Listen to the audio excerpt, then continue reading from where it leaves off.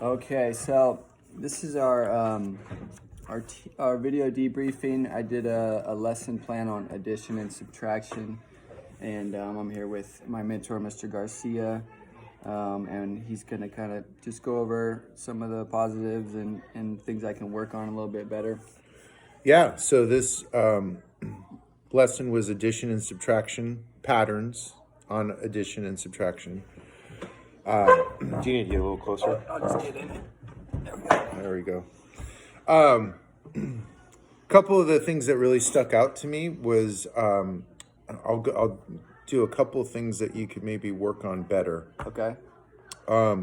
Your introduction, it's always just like a good paper that you're writing. Yeah. It's always good to have a really clear objective of what you're going to teach, so they kind of know going into it. Yeah, kind of rough the opening. It's tough. Yeah. So having a real defined objective and then norms and procedures as far as like how do we normally do this? What what do we need on our desk? What's expected? Yeah. Where do we need to sit? How do we need to I think kids do better if they have a little bit of expectations of what that lesson's going to be. Got it. However, the good news was your video really touched on the three things I like, which is paper and pencil, whiteboard. They got to use their own personal whiteboards. Yeah. And then you also had multimedia on the big screen out there from the internet. So that goes right back to your standards, which was learning differences. You have in here, the cultural differences that you have, different learning difficulties, different levels, differentiated learning.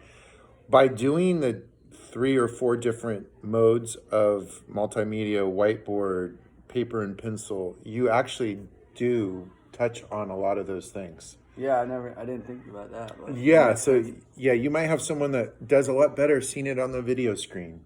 Yeah. But then someone else might actually have to write it themselves with their own personal whiteboard. Yeah. So you really did do that nice. Okay. The other thing I would think you should work on, though, with differentiated instruction, which learning, I see it, learning development. Oh, yeah, standard one, yeah. All the cultural stuff from standard 1, right? Standard 1 through 3? Yeah. All of that stuff would have been better if you had more collaboration in your group work. Okay. So you nailed the 3 different modes, I call it paper pen or paper pencil, the digital, and then whiteboards. Got it. That was good, but then if you had time for them to collaborate more with each other, you also would have been able to touch on those, differentiated learning, cultural things, because when you have kids grouped together correctly, they do a lot of that naturally. Got it. Okay. So that's about it. Your brain break was perfect. Yeah, learner development, standard 1. Yeah, that makes sense. Yeah, that's huge. Learning development, and what standard 1 learner development with brain breaks, that goes for your top student.